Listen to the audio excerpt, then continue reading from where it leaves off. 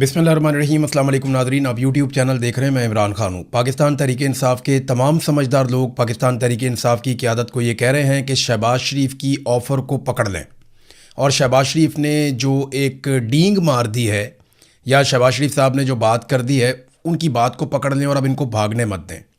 इन्हें कहें कि इंक्वायरी करवाएँ 2018 के इंतखाबात की भी और 2024 के इंतखाबात की भी। इनका कोई कंपैरिजन ही नहीं है। पूरी दुनिया ये जानती है, तमाम रिपोर्टें इसके बारे में ये कह चुकी हैं कि 2024 में जो हुआ पाकिस्तान के अंदर इंतखाबात के साथ, वो इससे पहले तारीख़ में कभी नहीं हुआ। जो इस मरतबा मिलिट्री जर्नल्स ने किया और फॉर्म 47 जारी किए, इलेक्शन कमीशन को साथ मिला के, काजी फ़ायज़ ईसा को साथ मिला के, दो पॉलिटिकल पार्टीज़ को साथ मिला के, ऐसा पाकिस्तान की तारीख़ में कभी नहीं हुआ। प्री पोल रिगिंग की भी ऐसी एग्ज़ाम्पल्स कभी नहीं मिलती और इलेक्शन को डकैती के ज़रिए से रात गए चोरी करने की भी ऐसी एग्जांपल्स कहीं नहीं मिलती। तो फौरी तौर पे बार बार प्रेस कॉन्फ्रेंस करें, पाकिस्तान तहरीक इंसाफ इसको असम्बली के फ्लोर पे कहे, हर जगह पे कहे, शहबाज शरीफ जहाँ नज़र आए या उनके वज़रा नज़र आए उन्हें कहे जी आप शफाफ तहकीकात करवाएं, आपने ये खुद ऑफ़र की है कि इलेक्शन दोनों खोल देते हैं, तो आइए इसको खोलिए और इसके ऊपर बात कीजिए, इसके ऊपर रोला डाल के रखें। क्योंकि शहबाज शरीफ ने एक रिकॉर्ड सीधा करने की कोशिश की है कि जनाब मैंने तो आपको ऑफ़र किया था कि आप तहकीकात करवा लें, लेकिन आप भाग गए। तो अब शहबाज शरीफ को आप भागने ना दें, बल्कि उन्हें आप कहें कि आइए और ये तहकीकात फौरी तौर पे गैर जानिबदाराना और शफाफ तहकीकात शुरू करवाएं। नाज़रीन, एक स्टेटमेंट जावेद हाशमी साहब ने दिया, क्योंकि मैंने एक दिन पहले ये ख्वाहिश का इजहार किया था कि मैं उनका इंतज़ार कर रहा हूँ कि वो कब स्टेटमेंट देते हैं, तो उन्होंने मारंग बलोच के हवाले से एक स्टेटमेंट दिया है। तो पहले मैं आपको स्टेटमेंट उनका पढ़ के ज़रूर सुनाऊंगा।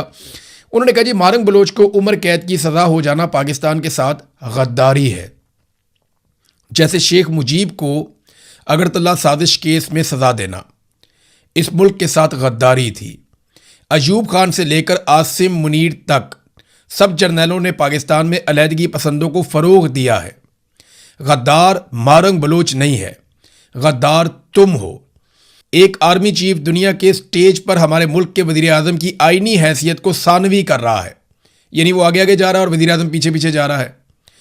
जो पहले ही गैर आईनी वज़ीर आज़म है, यानी वज़ीर आज़म तो पहले भी गैर आनी है, तो आर्मी चीफ उसको अब जो है उससे आगे आगे चल रहा है और उसकी हैसियत को सानवी कर रहा है। इसकी आईनी सज़ा आसिम मुनीर को ही भुगतनी पड़ेगी।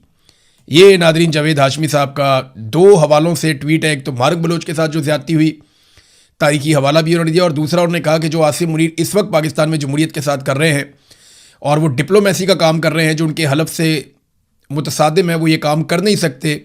आर्मी चीफ की हैसियत से वो एक सरकारी सर्वेंट हैं और उन्होंने अपना काम करना है, तो यहाँ पे भी उन्हें सज़ा भुगतनी पड़ेगी। ये जावेद हाशमी साहब ने स्टेटमेंट दिया है। नादरीन, अहमद फरहाद साहब और रज़ी ताहिर साहब ये दोनों गिरफ्तार कर लिए गए हैं और इन दोनों को कश्मीर के हवाले से जो इन्होंने गैर जानिबदाराना रिपोर्टिंग की और हक़ाइक़ सामने लेकर आए और जो कुछ भी ईरान जंग के दौरान ये रिपोर्ट करते रहे, खुलकर अपना मौक़िफ़ देते रहे, सिविलियन सुपरमेसी के लिए और इदारों की मुदाखलत के ख़िलाफ़ भी ये बात करते रहे, इंसानी हकूक़ के लिए इन्होंने आवाज़ उठाई, जुल्म और जबर के ख़िलाफ़ इन्होंने बात की। अब इस बात की सज़ा दी जा रही है इन सहाफ़ियों को। पूरी दुनिया में सहाफ़ी यही काम करते हैं कि वो जुल्म को जुल्म कहते हैं, जुर्म को जुर्म कहते हैं, फस्तायत को रोकने की कोशिश करते हैं और मज़लूम के साथ खड़े होते हैं। पाकिस्तान में जब ये सहाफ़ी ये करने की कोशिश करते हैं तो ख़ुद मज़लूम बना दिए जाते हैं। रज़ी ताहिर साहब ये ज़बरदस्त काम कर रहे थे, इनको अरेस्ट कर लिया गया और ज़्यादती करके अरेस्ट किया गया, कोई कानूनी जवाज़ नहीं था। इसी तरह अहमद फरहाद साहब हैं, उनको भी गिरफ़्तार किया गया और उनको 3 MPO के तहत पहले पता चला, अब इतलात आती रहती हैं, चेंज होती रहती हैं, सिस्टम कुछ बताता ही नहीं है, लेकिन ये बड़ी सख्त ज़्यादती है, इनको फौरी तौर पर रिहा करना चाहिए और आप सब इनके हक़ में आवाज़ उठाएं, ज़ोरदार तरीके से आवाज़ उठाएं। कश्मीर से मुझे एक इन्फॉर्मेशन मिली है, कुछ लोग जो एस्टेब्लिशमेंट के लोगों से बातचीत कर रहे थे, उन्हें जो एस्टेब्लिशमेंट है उसने एक पैगाम दिया है और बड़े वाज़े अंदाज में कहा कि 4 लोगों को तो हम नहीं छोड़ेंगे, जहाँ हमें मिलेंगे हम इनको मारेंगे। एक के ऊपर कातिलाना हमला पहले हुआ है, उसे मारने की कोशिश की गई लेकिन वो बच गया, उमर नज़ीर कश्मीरी। ये 4 लोगों के बहुत सख्त खिलाफ है एस्टेब्लिशमेंट और इनको कत्ल किया जा सकता है। मैं आपको रिकॉर्ड पे रख के इसलिए बता रहा हूँ कि जो लोग मिले उन्होंने जहाँ बात की, मेरे से ये बात वहाँ से पहुँची है, मुझ तक ये बात आई है, क्योंकि जो लोग मिले जाके एस्टेब्लिशमेंट के कुछ एहलकारों को, उनसे उन्होंने बातचीत की तो उन्होंने कहा जी ये 4 बंदे तो अब सवाल ही पैदा नहीं होता, इनको तो अब हम कुचल देंगे, मार देंगे, ये नहीं बचते, इनको तो एलिमिनेट करेंगे। तो वो जो 4 बंदे हैं उनमें ईमान कश्मीरी हैं, शौकत नवाज मीर हैं, उमर नज़ीर हैं और मेहरान ख्वाजा हैं। इन 4 लोगों की जान खतरे में है। कश्मीरियों को देखना पड़ेगा कि उनके ये बेटे उनके लिए आवाज़ उठा रहे थे। ना इन्होंने MNA बनना है, ना कोई इन्होंने मिनिस्ट्रियाँ लेनी हैं, ना इन बेचारों ने कोई बहुत बड़े बड़े कारोबार करने हैं, ना इनमें से कोई वज़ीर आज़म का उम्मीदवार है, ना इनमें कोई सदर का उम्मीदवार है। ये बेचारे दुकानदार टाइप लोग हैं, किसी की बेकरी है, किसी की किताबों की दुकान है, कोई छोटा मोटा और कारोबार करता है। तो ये तो कश्मीरियों के हुकूक़ के लिए खड़े हुए थे। अब कश्मीरियों को देखना है कि वो अपने इन बच्चों की हिफाजत कैसे करते हैं। बहरहाल कश्मीरी बड़ी तादाद में खड़े हैं, बार बार वो एहतजाज भी करते हैं। ओवरसीज़ कश्मीरी भी बहुत बड़े पैमाने पर एहतजाज करते हैं। पाकिस्तान तहरीक इंसाफ को वहाँ पे बल्ले का निशान मिला, हाई कोर्ट से मिला, लेकिन तहरीक इंसाफ के लोग इसको शक की नज़र से भी देख रहे हैं। वो ये कह रहे हैं कि पाकिस्तान तहरीक इंसाफ को बल्ले का निशान देने का मतलब ये है कि एक सबसे फेवरेट पॉलिटिकल पार्टी को फौरी तौर पे इलेक्शन में मुतहरिक कर दिया जाए, ताकि लोगों की तवज्जो हट जाए एहतजाज से और लोग इलेक्शन की तरफ तवज्जो दें कि जनाब इलेक्शन में इन मसाइल का हल है। और लोग ये भी जानते हैं और इसके ऊपर बार बार तबसरा कर रहे हैं कि PTI को एंड टाइम पे धोखा मिलेगा। एंड टाइम पे पाकिस्तान तहरीक इंसाफ को धोखा करके इस खेल से या तो बाहर कर दिया जाएगा या फिर पाकिस्तान तहरीक इंसाफ को किसी सूरत भी हुकूमत नहीं बनाने दी जाएगी। और ये 12 नशिस्तें जो हैं इनके ऊपर तो अपने बंदे लेकर आने, 12 के 12 बंदे मिलिट्री एस्टेब्लिशमेंट अपने लेकर आएगी और चंद बंदे उन्हें आज़ाद कश्मीर से चाहिए होंगे जिनको वो जितवा लेंगे। 2-4 वो आज़ाद जितवा लेंगे और एक मतंजन सा बना के या उन आज़ाद जीतने वालों को वो IPP में या किसी भी जमात में शामिल करवा के बड़े आराम से एस्टेब्लिशमेंट आज़ाद कश्मीर में अपनी हुकूमत बनाने की कोशिश करेगी। तो ये एक ट्रैप समझा जा रहा है और लोग इसके ऊपर बात भी कर रहे हैं कि इस ट्रैप में नहीं आना चाहिए। अब होना क्या चाहिए? देखें, आइडियल सिचुएशन तो ये है कि वहाँ पे फेयर एंड फ्री इलेक्शन हो, एक नई हुकूमत बने और वो फौरी तौर पे आइन में तरमीम करके इन सीटों का फैसला करे। लेकिन अब होता क्या है, क्योंकि फजलुर रहमान साहब भी अब मुज़ाकरात के अंदर पड़ गए हैं, महमूद अचकज़ई साहब भी पड़ गए हैं, कुछ लोग जो हैं वो कश्मीर में पहुँचे हैं, उन्होंने मुज़ाकरात किए, बातचीत की है कश्मीरी रहनुमाओं से। तो अभी बातचीत आगे बढ़ेगी तो हमें समझ आएगी। बहरहाल ओवरसीज़ पाकिस्तानियों से मेरी बात हुई, मुलाकात भी हुई, वो काफ़ी गुस्से में है और उनका एक ही शिकवा है कि यार हम कोई गद्दार हैं, हम कोई मुल्क के दुश्मन हैं, यार हम पाकिस्तानी, पाकिस्तान से हम लोग प्यार करते हैं। आप हमारे पासपोर्ट चेक कर लें, आप हमारी हर चीज़ देख लें उठाकर। हमने पाकिस्तान से कभी नफ़रत नहीं की, हमने पाकिस्तान से या पाकिस्तान के इदारों से कभी नफ़रत नहीं की, हम तो हमेशा इनको प्यार करते रहे, सल्यूट करते रहे। लेकिन आज अगर हमने अपना हक मांग लिया तो इन्होंने हमें गद्दार करार दे दिया। यही हुआ था बंगालियों के साथ, यही हुआ था महाजरों के साथ, यही हुआ बलोचों के साथ, फिर यही हुआ कबायलियों के साथ, यही हुआ पश्तूनों के साथ और आज यही हो रहा है कश्मीरियों के साथ। पंजाब में भी जो आवाज़ उठाता है उसको गद्दार डिक्लेयर कर दिया जाता है। यहाँ पाकिस्तान से बाहर बहुत सारे लोग बैठे हैं, उनको 100-100 साल की सज़ाएं सुना दी पकड़ के। वो पाकिस्तान में थे भी नहीं, उन्होंने कोई जुर्म भी नहीं किया, उनको भी सज़ाएं सुना दी गई हैं। तो पाकिस्तान तहरीक इंसाफ को इंतखाबी निशान मिल जाने को भी एक धोखे के तौर पे देखा जा रहा है। लेकिन अभी आप कुछ कह नहीं सकते, अभी बहुत सारी चीज़ें अगले चंद दिनों में होंगी और उनसे हमें आइडिया हो जाएगा कि सूरत हाल किस तरफ जा रही है। एक और नादरीन खबर है, इमरान खान साहब की बहनों से एक सवाल पूछवाया गया कि जनाब दुनिया भर में आसिम मुनीर का शुक्रिया अदा किया जा रहा है, पाकिस्तान का शुक्रिया, पाकिस्तान के ट्रेंड चल रहे हैं, तो आप इसके बारे में क्या कहती हैं? तो इमरान खान की बहनों ने कहा जी कहाँ पे ट्रेंड चल रहे हैं, किस चीज़ का शुक्रिया अदा करें? मैंने सारा सोशल मीडिया ट्विटर देखा, एक ट्वीट शुक्रिया की नहीं मुझे मिली। तो इनका किस बात पे शुक्रिया अदा करें? इस बात पे करें जो उन्होंने कश्मीर में किया है, इस बात का शुक्रिया अदा करें जो उन्होंने 26 नवंबर को कत्लेआम किया। जो जुल्म ये इमरान खान पर कर रहे हैं इनका कभी कोई शुक्रिया अदा नहीं करेगा। लोग बद्दुआएं दे रहे हैं। हम ख़वातीन के साथ यहाँ अडियाला के बाहर होता हुआ जुल्म देख रहे हैं जो हमारे साथ होता है, पूरे पाकिस्तान ने देखा है। हम इस बात पर शुक्रिया अदा करें इनका। अपने मोहल्ले में आप आवाम की मारपीट करें और बाहर जाकर सुलह सफाई करवाएं, इस पर शुक्रिया कोई नहीं करता। ये इमरान खान की बहनों ने टका कर जवाब दिया जब सवाल उनसे पूछा गया। देखिए, कौम शुक्रिया तब अदा करेगी जब कौम को कुछ मिलेगा। नंबर एक, सबसे पहले कौम को उनका हक मिले कि वो जो फैसला करें उस फैसले के मुताबिक मुल्क चलना चाहिए। पहला हक तो ये है।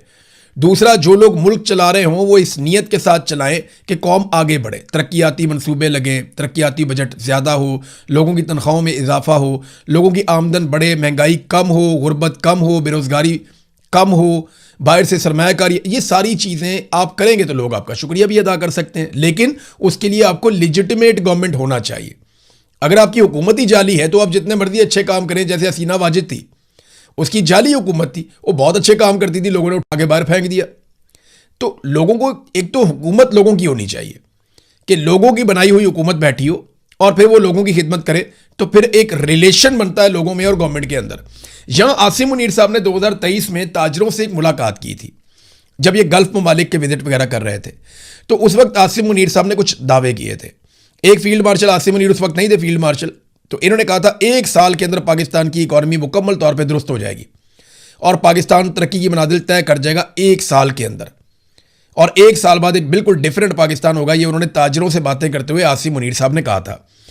इन्होंने दावा किया कि मैं अरब ममालिक से होकर आया हूं, $100 अरब मैं अरब ममालिक से लेकर आ रहा हूं, $50 अरब सऊदी अरब देगा और उसमें से $25 अरब अपने कौमी खजाने में, यानी अपने जो रिजर्व्स हैं उनके अंदर रखे जाएंगे, और ये सारा पैसा सरमायाकारी के तौर पे आएगा, ये कर्जा नहीं होगा, ये पैसा पाकिस्तान में इस्तेमाल होगा।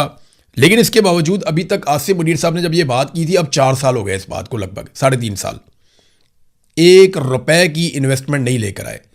बल्कि यूएई ने जो हमें पैसे दिए थे उन्होंने वापस मांग लिए, और वो पैसे वापस करने के लिए हमने सऊदी अरब से कर्जा ले लिया, और अभी तक मौजूदा जो रजीम है इसने अवाम को आगाह ही नहीं किया कि सऊदी अरब से जो हमने कर्जा लिया है उसका मुआहदा क्या है, उसका सूद कितना है, उसके ऊपर हमने कितना इंटरेस्ट पे करना है, ये भी पाकिस्तानी कौम को नहीं बताया। और उसके बदले में हमने सऊदी अरब को दिया क्या कि जब तक ये पैसे आपके हमारे पास रहेंगे उतने अरसे में हम अपना जो है फौज या अपने हथियार जो है वो हम सऊदी अरब में भेज रहे हैं। हमने ये भी किया ना। तो वो मुआहदा क्या है? ना दिफाई मुआहदा हमने देखा, ना हमने वो मुआहदा देखा जिसमें पाकिस्तान ने सऊदी अरब से कर्जा लिया है, वो पैसा लिया है, किस बुनियाद पे लिया है, किस तरह वापस करना है, उसके ऊपर कितना सूद पड़ेगा, ये हमें नहीं पता, ना हमें कोई बता रहा है। तो बैरूनी दौरे इन्होंने रिकॉर्ड लगा दिए, दौरे कर करके। तो जब अमेरिका को ज़रूरत पड़ी तो अमेरिका के काम आते आते इन्होंने एक अच्छा काम कर दिया कि इस खित्ते के अंदर जो एक लड़ाई चल रही थी उसमें सुलह के लिए अपना किरदार अदा कर दिया। तो ये बड़ी अच्छी बात है, लेकिन इससे आम पाकिस्तानी को जो मिलना चाहिए था वो तो नहीं मिला। इन दौरों के नतीजे में इन्वेस्टमेंट आनी चाहिए थी। जितने दौरे इन्होंने आज़रबाईजान के करने थे, यानी बेशुमार दौरे, पूरे खानदान ने टब्बर सारा जाता है मुरमुर आज़रबाईजान, और मुझे पता है क्यों जाते हैं। तो आज़रबाईजान के इन्होंने इतने दौरे किए, वहाँ से $2 अरब आना था, अभी तक नहीं है। कहाँ है $2 अरब जो इन्होंने आज़रबाईजान से लेकर आना था? मेरे ख्याल में इतना पैसा तो इन्होंने वहाँ जा के खर्च कर देना है जितना पैसा इन्होंने आज़रबाईजान से लेकर आना था। नाज़रीन, अब थोड़ा सा इंटरनेशनल न्यूज़ की तरफ आपको लेकर जाऊँगा। मेरे पास एक बहुत बड़ी खबर है आज।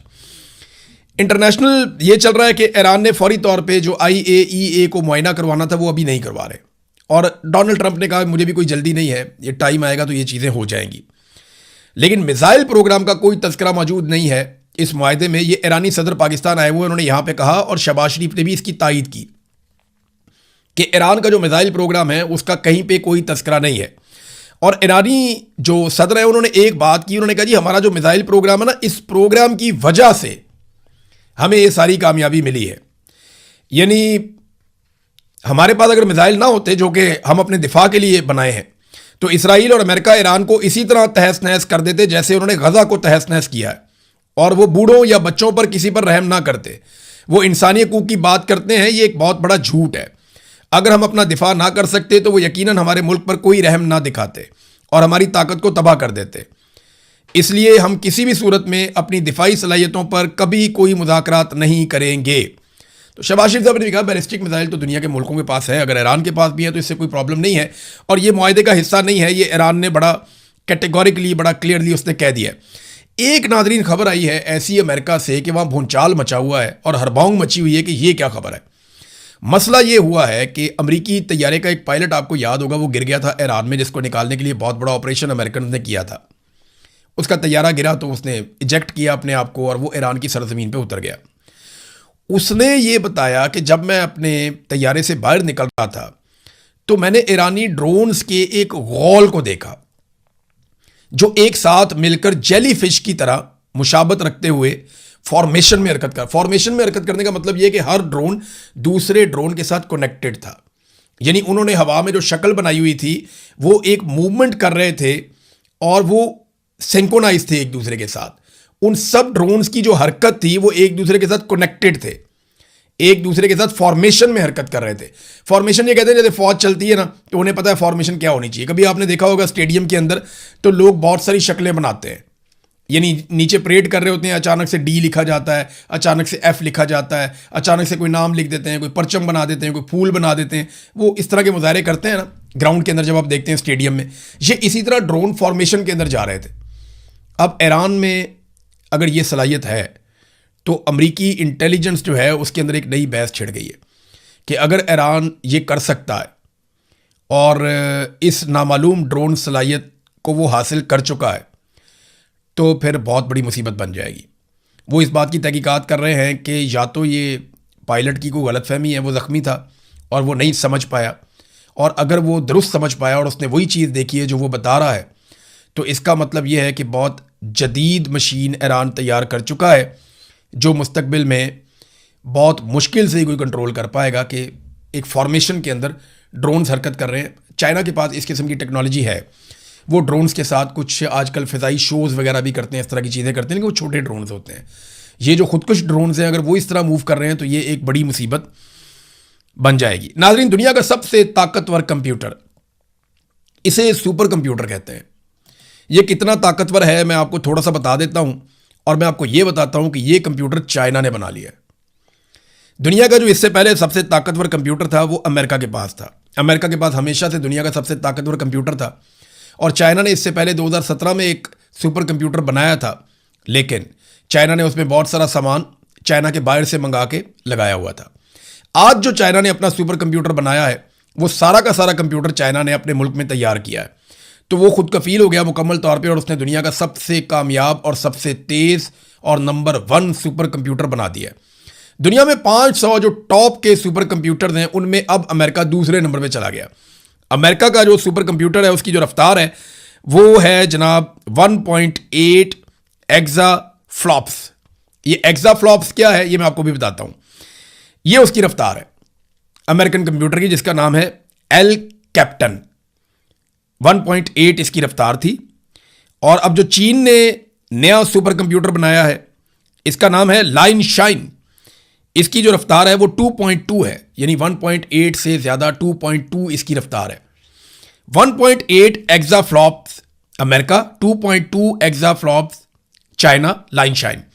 एक्सा फ्लॉप्स क्या है? ये एक यूनिट है, और ये इतना बड़ा यूनिट है कि आप हैरान हो जाएंगे कि एक एक्सा फ्लॉप्स इतना ताकतवर होता है और उसमें कंप्यूटर की इतनी रफ्तार होती है कि 1 अरब को 1 अरब से मल्टीप्लाई करें, यानी 1 अरब को 1 अरब से मल्टीप्लाई करें, या आप 1 के आगे 18 सिफर लगा दें, तो वो जितना हिसाब किताब बनता है ना वो ये कंप्यूटर 1 सेकंड में कर लेता है। यानी इतने डाटा को ये कंप्यूटर 1 सेकंड में कंगाल लेता है।